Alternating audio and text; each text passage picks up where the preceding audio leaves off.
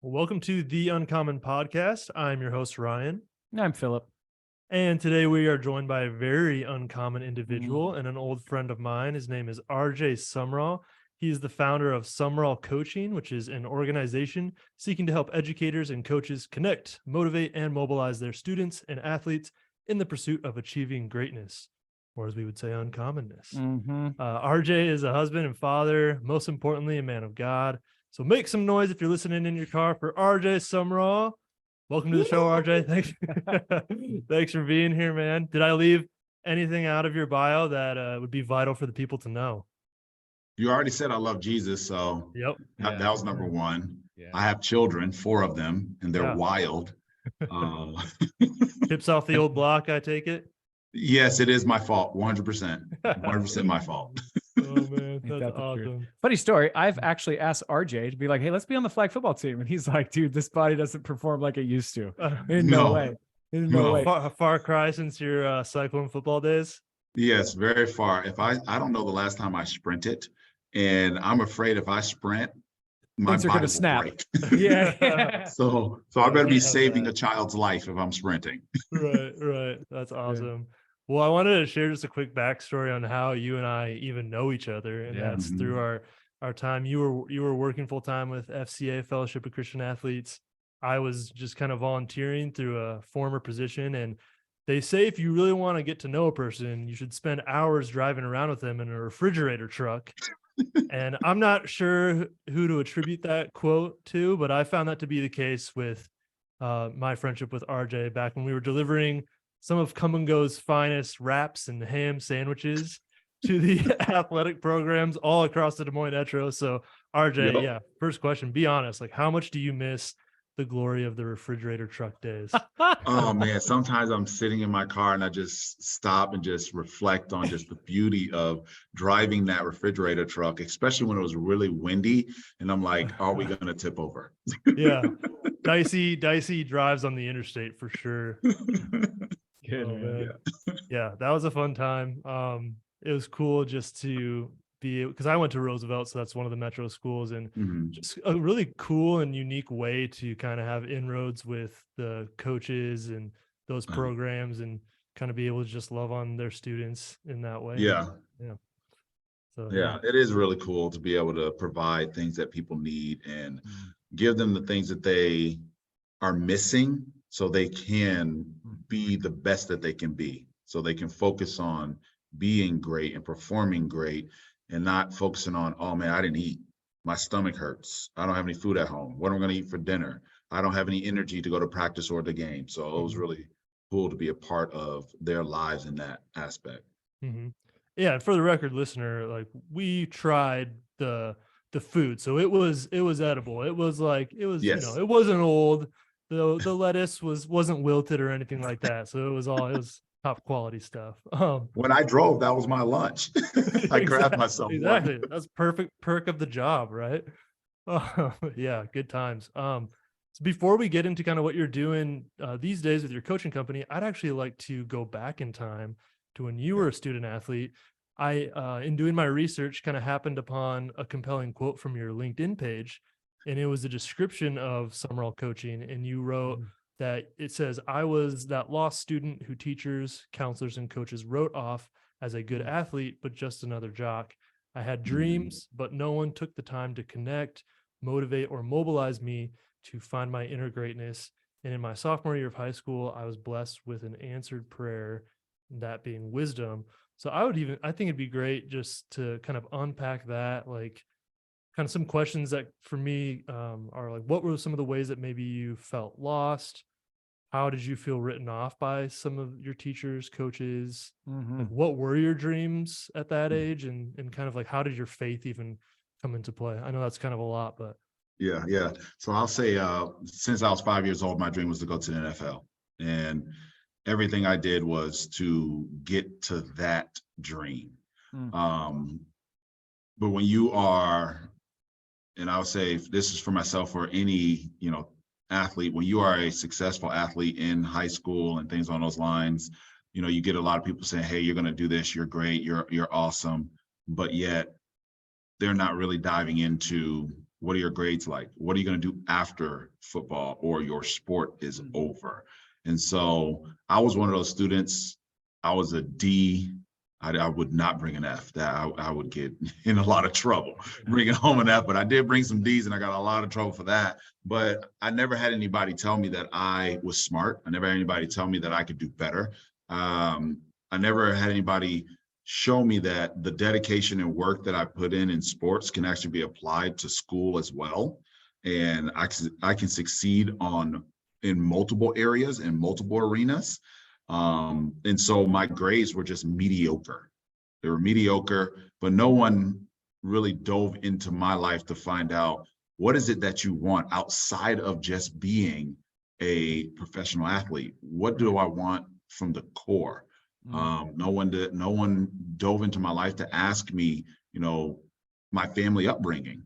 It was just, we're here to give you this education, do with it what you want. Good luck. I'm here to get a check. Okay. Where'd you grow up, RJ? Orlando, Florida. Ah, there it is. Okay. Yeah. And looking back on that, like, let's just talk through this quick. What would it have happened? Like, it would just take one person to just take personal interest in you and start asking some deeper questions to try to figure out what you're passionate about. Because when you're in grade school, it's like, hey, what do you want to do? Well, we all want to be professional athletes. It's pretty easy, Yeah. But I think it does take somebody who cares deeply to be like, well, let's, like, you're smart. Like, I see the wheels turning when this happens. And I feel like you serve people, you love people, you're a leader, like any of those things are inspiring, and then also cast a vision for the child that maybe they never thought that were the case. Right. Yeah. So maybe answer that question of like, what would ideally you'd like to have seen? I think somebody could just came alongside of me and just really just told me like, hey, based off of what you are doing now, this is where you're going. But that's good. You have the skill, the ability, the knowledge to get all of these other things you desire. And really just ask me questions like, well, what do you want? Why do you want to get to the NFL? They would have known that, hey, I grew up and I didn't have very much money, and I would like to support my family. They would have known that, my biological father wasn't too good of being a husband. And so it was me and my mom. They would have known that, hey, at some point in my life, my mom was on food stamps.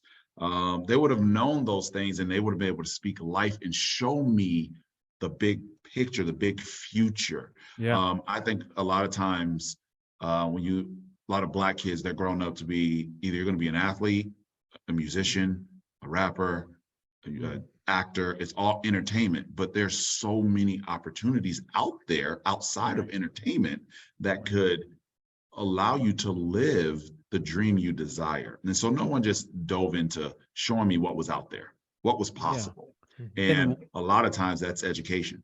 Right. And why you're doing the things that you're doing are important to you in your future. The why to me was hard for me because I never really clicked it. Like, well, no, the why is this. Like, oh, so you're telling me I'm actually going to apply this.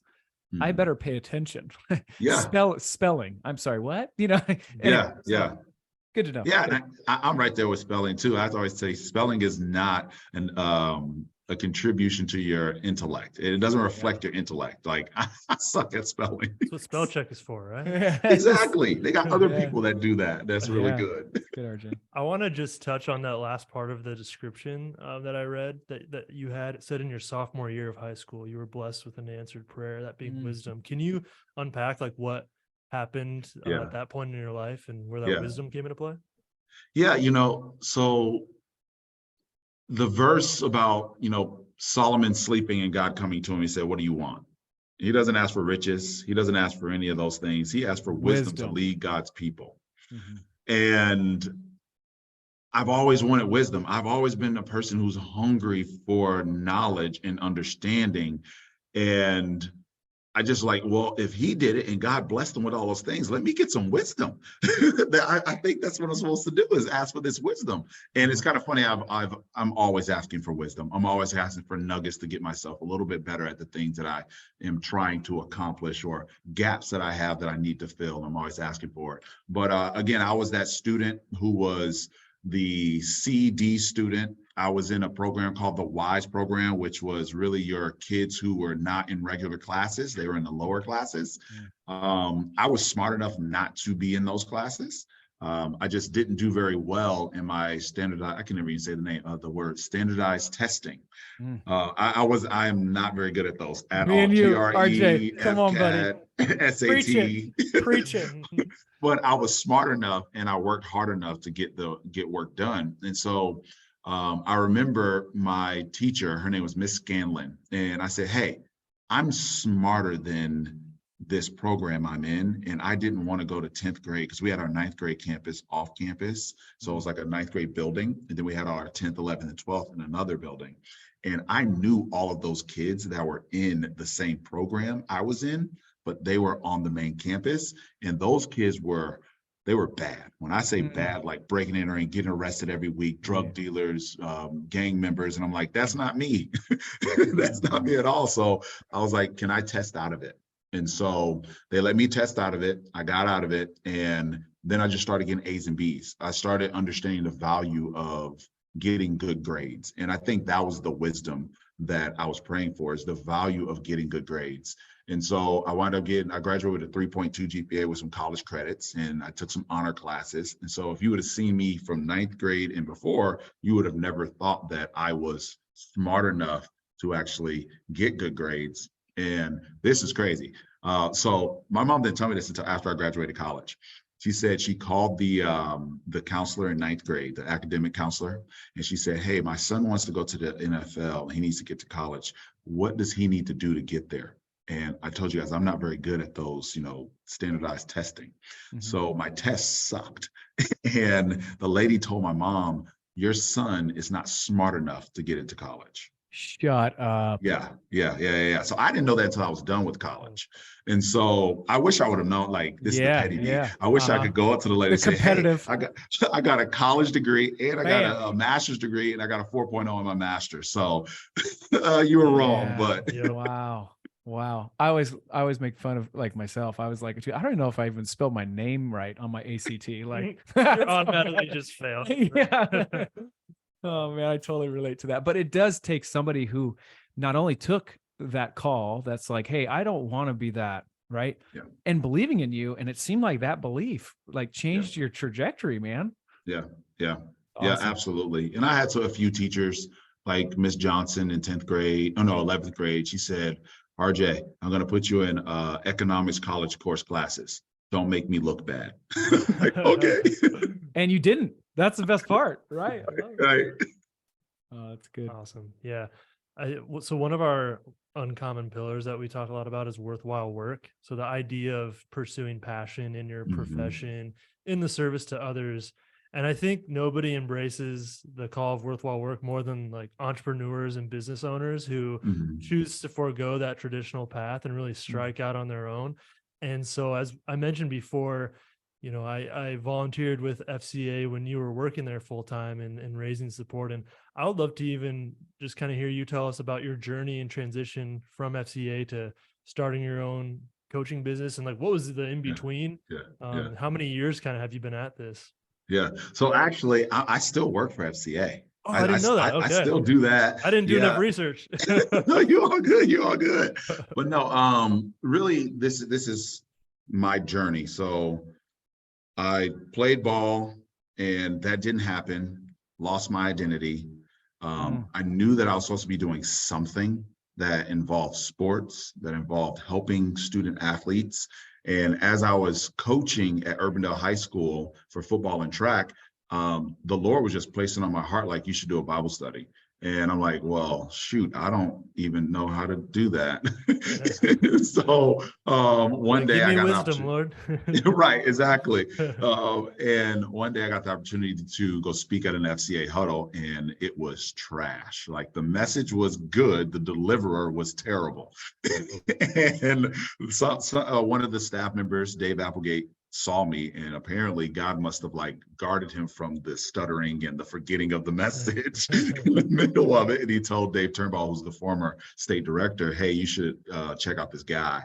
And that was the launch of really my passion and desire to help students. And I don't want them to build their identity in sports, because that only lasts for so long. You should build your identity in Jesus, because that lasts for eternity. I also want them to think about, okay, what's going to happen with my life after sports? I just found out that the average NFL player's time frame in the NFL is 2.5 years. So that's 2 years and 6 months. And so it's an experience, it's not a career. And just understanding like, hey, you got a lot of life to live, because you're probably what, 24, 25, 26. You got a lot of life to live. So what are you going to do after that? And so that's, I always say I'm like a Army Swiss knife. I love helping people. God has, given me the ability to become an executive coach, understand how to do compassionate listening, understand how to, really bring people to the feet of Jesus, which is that's my greatness, or my special gift, is I can bring people to the feet of Jesus in a very unique way. And so I'm like, God, how do you craft all this together? Like, you give me all these tools. How do you craft it? And then he just reminded me of the journey I had in the education world and the journey I've had in my sports world. And then looking at all of these kids that have great potential, and they're only taught that, hey, you can only make it if you are an entertainer. So that's sports, music, TV. But really, there's a lot of people that come from the inner city. There's a lot of people that come from broken homes, that when they put value in education, when they put value in, hey, I can actually go out and do this, I'm smart enough, I have greatness in me, they do things beyond their wildest imagination and our wildest imagination. And so my coaching company was really getting to those kids that maybe a teacher is written off because they're like, that's just a problem child, or that child just never, can figure it out. But actually having somebody come in and build a relationship with that kid and just speak life into them. Not necessarily tell them like, you got to get this grade, you got to do this, you need to work harder, but letting them see the future that, hey, you can do this. You have the ability, you have the skills. Let me give you some tools. Let me lift you up. You're going to stand on my shoulders and I'll lift you up. And I try to let them understand, like, you were designed for greatness. We just got to find it. So let's go find it. And then let's capitalize on that. And so that's kind of where the business kind of started.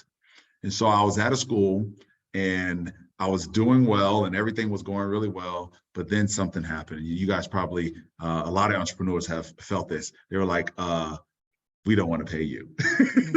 That sounds great. That sounds great. But you want to get paid for that? Yeah. Oh, no. Right. No, Right. We don't want to pay you. And it was like, well, we'll pay you this much. And it's like, bro, that's like chump change. And I can't do anything with that. I got to provide for my family. Exactly. Right. Exactly. And so luckily I still work for the Fellowship of Christian Athletes. So it's just like, okay, that was more of a side hustle, right? Essentially. And so I don't have to rely on it, but it's like, bro, I'm spending a lot of time with these kids. I'm spending a lot of time with these kids, and it's going to make your school look better. You're actually going to get all the benefits from it. So why not? But they were like, no. And so I had to do a little bit of a pivot. And I believe that I'm still in that pivot right now, where Sumrall Coaching, I've written the book Season Ending, and that's for transitioning athletes, transitioning from current athlete to former athlete. And I've also done a few executive coaching with I can't speak, with a guy who's a CEO of a company in Puerto Rico, with a sales director who's in Las Vegas that I have had a relationship with, and with a couple of college and professional athletes, and really just helping them get rid of all the muck that's stopping them from their greatness, and then how to get the fun and joy back. But then also, how do I run my business in a way where it's not draining me? And so I got a guy who's doing a business for 1 year now, and he's struggling. He's struggling right now. And what I told him, I was like, well, you're doing way too much. You're trying to do this, and this. And I'm one that I refer books. So I'm like, you need to listen to the one thing. I don't read books anymore because I don't have any time, so I listen to them. So I was like, you need to listen to the one thing. And really what it does is it narrow down your priorities to one thing you can do that's going to get you to the next level. And just helping entrepreneurs understand, and business people understand, there's a way out. there's a journey, there's wisdom. And so Right. I don't really know the whole pivot. I don't really know where God's taking it all, but I know he's doing something. Right. Right. A lot of people start businesses and they end up imprisoning themselves with the business that they Yes. just created. And so Yes. I see that a lot, man. And so I think that's encouraging that you're speaking into that and like, how can you help these people? Because they do need help. Like sometimes you just Yes. need to get pulled out and kind of see, there's a good book called the E-Myth Principle. I don't know if Mm-hmm, E-Myth mm-hmm. Revisit. Yeah. Kind of talks about that. It's a pie maker.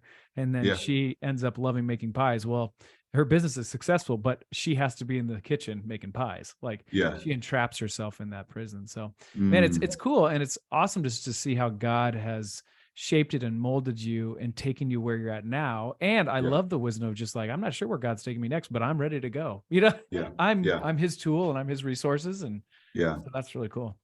Yeah. And the thing is, he's giving me a lot of tools.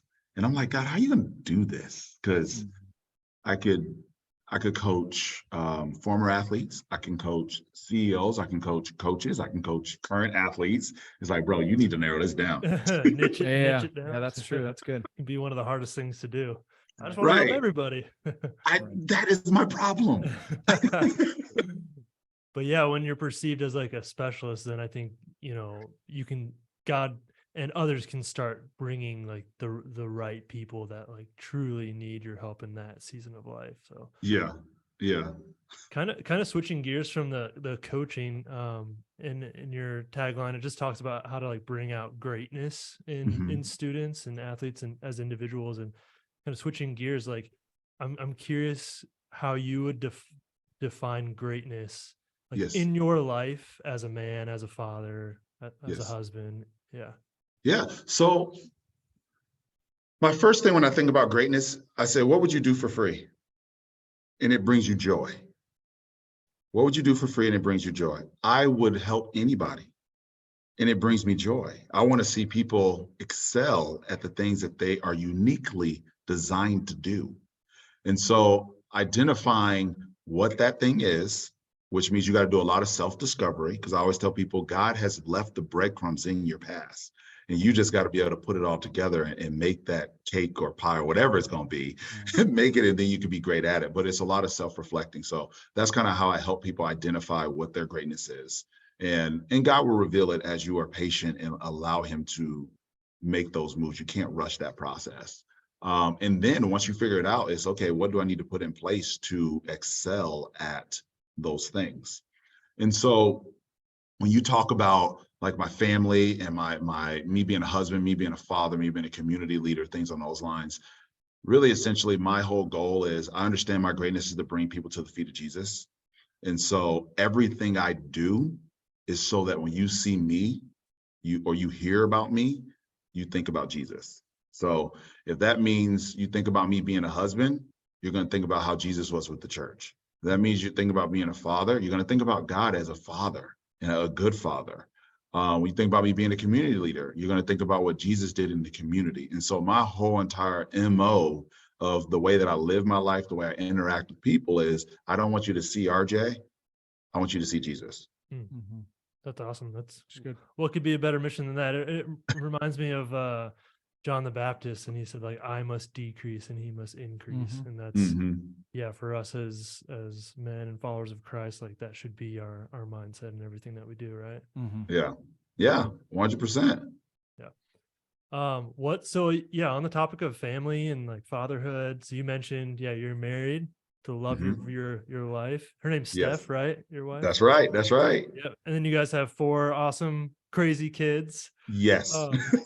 Yeah, and we talk a lot about just like relationships and especially like in marriage and parenting. And I would love even just to hear from you, like what is something that you're celebrating in your marriage and celebrating as a dad?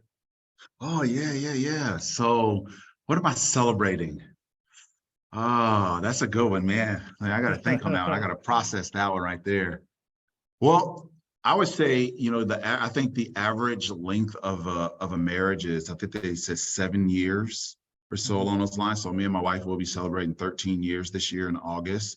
And we have friends right now who are struggling in their marriages, and we look at each other and we're just overjoyed that we like each other. We like hanging out with each other. We like, going and we do dates, like we'll do date night or date lunch, and we're friends. We really are friends. We're teammates. You know, we look at our kids and we're like, okay, we got to do this tag team. Let's go. And so I would say as a highlight or a celebration of my marriage is that we enjoy each other. We like each other. We want to help each other. And even me and my wife we're both currently in the same leadership development in our careers. She's bringing on staff, I'm bringing on staff. So we're learning different things and we're bouncing ideas off each other on how we can be great at what we're doing as leaders. And it's just really cool to have somebody in your corner that wants to support you and want to see you be the best you can be. Right. And it's not about them. I want you to quick speak to this because I feel like people who have a lot like great marriage thinks that like my wife hasn't changed. That's not true. And I've changed. Right. Right. And like, I've heard the statistic that you'll marry 3 people in your life. You choose if they're going to be different people, you know, like I've chosen to be like, no, that's my wife. Like, and she's changing and evolving. So how is your marriage different now than when you first got married? And how is it? And, you know, a good marriage is like, no, it's even better now than it ever has been. But my wife is a different person. I'm a different person. Does that make sense? And so how is your marriage different than when it started? Oh man, I believe and if there's any women in here that's listening to it, please don't take it wrong. But I believe that the man is the leader of the home. And to me, what that means is that I'm looking ahead, setting the path, but not for me, for my wife to be the great flower that she is, for my children to be the great kids that they are, and really understanding who God has created them to be. So it's really weird. I watch them. I'm trying to learn what their ticks are. And I understand that my wife is changing, you know, having 4 kids, having 3 boys and a daughter, which is the baby, you know, she's rising in her career. She, you know, has friends that's outside of work. And there's things that she desires of me to be able to take on, and just understanding, you know, who she is and how she's changed. And so it's really our marriage has changed because I have changed into more of a servant, more of a person who says, okay, it's not about me pulling and pushing, it's about me lifting. So I need to lift. And that means sometimes I have to sacrifice. But I understand them. I set the tone of my home. So if I'm grumpy, my house is grumpy. If I'm happy, my house is happy. If I'm mad, my house is mad. So I set the tone of the climate of my house. Right. And take responsibility for that. Right. And I think a lot of people who get frustrated about like, oh, you can't lead the family. Like that's totally bigot. Like you can't sexist, whatever. No, my number one job is to serve. Like Jesus did. Like he led us by serving well. And our job is to not only take responsibility for things when they go wrong, but also lead, feed, care, and protect. And like, I need to take responsibility for that and pour into my family, serve my wife. And like, if you're following a man that serves you, you're okay with taking that leadership from them, you know, like, so it's kind of diffuses everything. Like, oh, well, I guess if my husband would serve me, I guess I would be fine with letting him lead, you know? Oh, okay. Yeah. When I think a lot of people, we don't know what leadership is. Right. You know, we think leadership is a tyrant. You know, I tell people what to do and they listen to me and I have the final say. And, you know, sometimes you got to know when to step in the front. Sometimes you got to know when to step in the back. You got to know when to lead, when to follow, when to make suggestions, when to fix, when to be quiet. I'm still learning that one, when to fix and when to be quiet. Right. But we also, when we got married, the person who officiated our wedding, he made us read the book, The 5 Love Languages, and then do the test.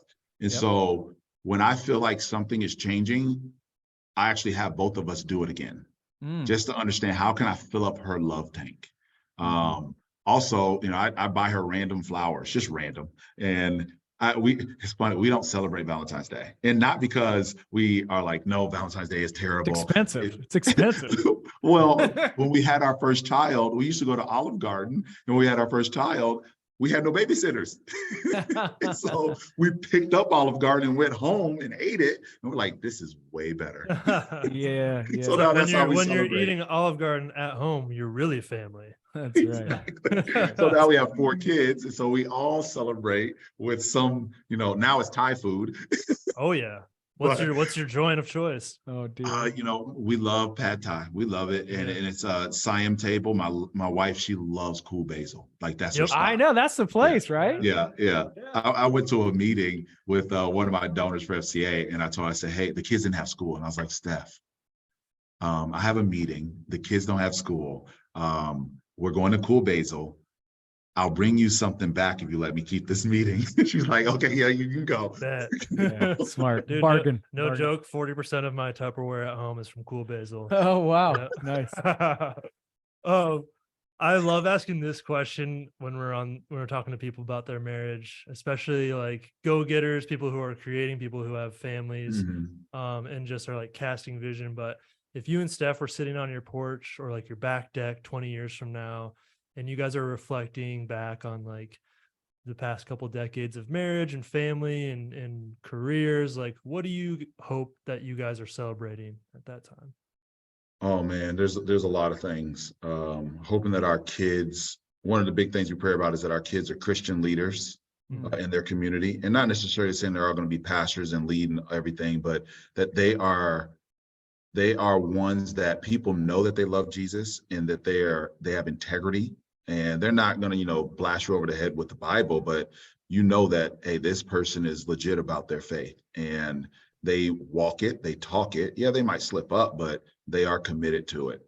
And so that's my goal, that's my hope for, as we're reflecting, is that one, our kids are Christian leaders in their community, and that also means their home and their spouses. I'm always praying for my kids' spouses. My kids are 10, 6, 6, and 3. And I'm like, Lord, please let my kids' spouses, grow up in a Christian home, and they know who they are and whose they are before they meet my children, and vice versa. Also, just a plethora of grandkids. I think that'd be really cool just to kind of see, I always say this to my wife, man, I can't wait until our kids are older and they have all their kids and we can just sit back and just enjoy the bliss of actually being grandparents and seeing the joy of our family and how God used us to continue to populate the earth. For sure.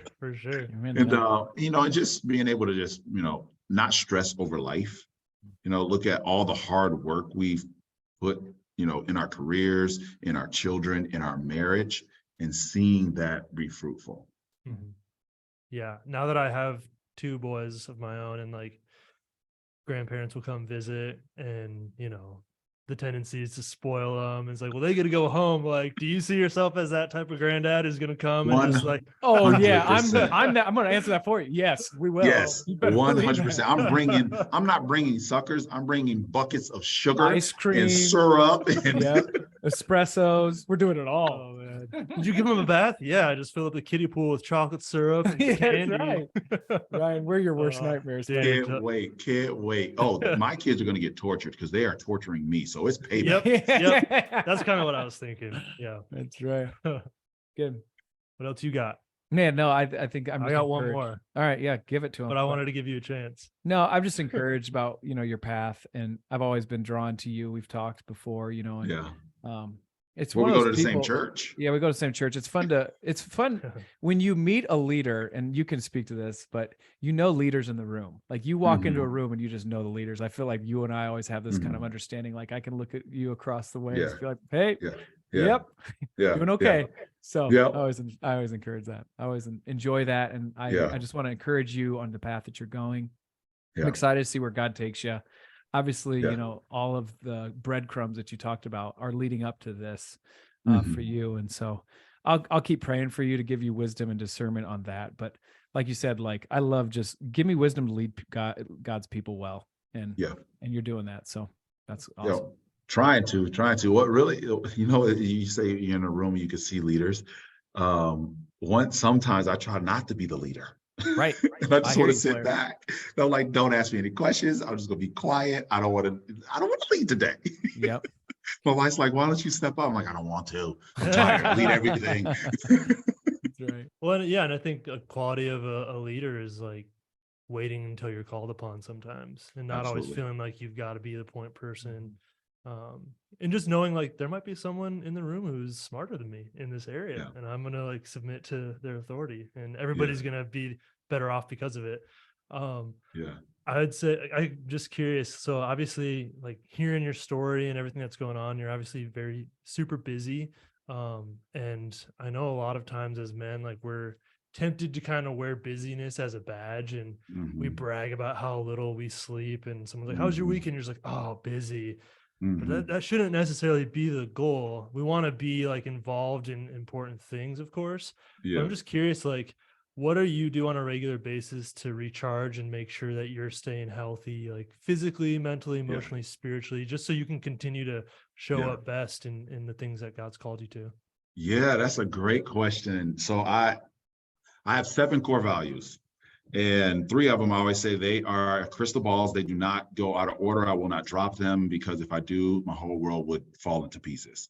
Number 1 is my faith in God. Number 2 is my wife. Number 3 is my children. They stay in that order. They don't move. And I always say the reason they're there is because what's going to leave me last? God does not leave. He's eternal. My wife, we're going to stay together until one of us die. Hopefully we'll die at 100, holding hands together. And then my kids are going to leave at 18, going off to college, and they're going to start their own life. So I have that. But then I have my other 4 core values, which I change those on a regular basis. And it's my health, it's my finances, it's my career, and it's my relationships with people.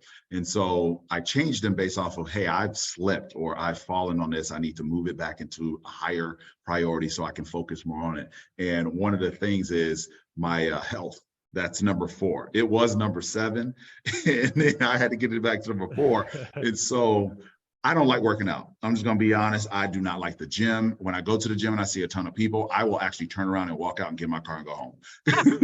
Me too. So I don't want to be around a ton of people when I'm working out. And it's not because I'm trying to get after it or grunt and all that. I just don't really want to do it. So it That's gives me an honest. excuse to turn around. So my goal, so I have 2 goals. I have to meet with my doctor in 6 weeks. And my goal is that I'm going to show her that I'm going to lose 25 pounds in 6 weeks. So as of right now, I'm on that journey. So I told myself, it's not about discipline, because discipline is extremely hard to have, and it's very taxing, but it's about choices. So what choice am I going to make? Am I going to make the choice to eat this unhealthy breakfast or make a shake? Am I going to have the choice to eat this unhealthy, lunch or eat a salad? And so on and so forth. So just making those choices. And my reward is that, hey, I just made another healthy choice. I just made another healthy choice.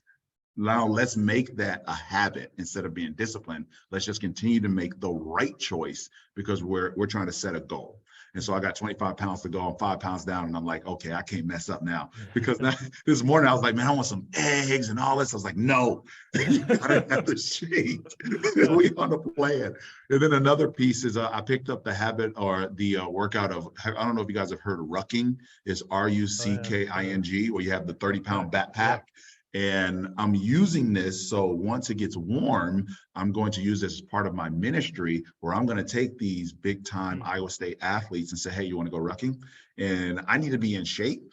So I've been, wearing the backpack, walking 5 miles. So when I take them, they're going to be dead tired. And then we can actually have some really good conversation while we're going through that. And at the end of the day, my goal is to point them to Jesus, but also building that relationship. And so I feel like rucking would be a great place to do that. So that's my health plan. That's my physical plan.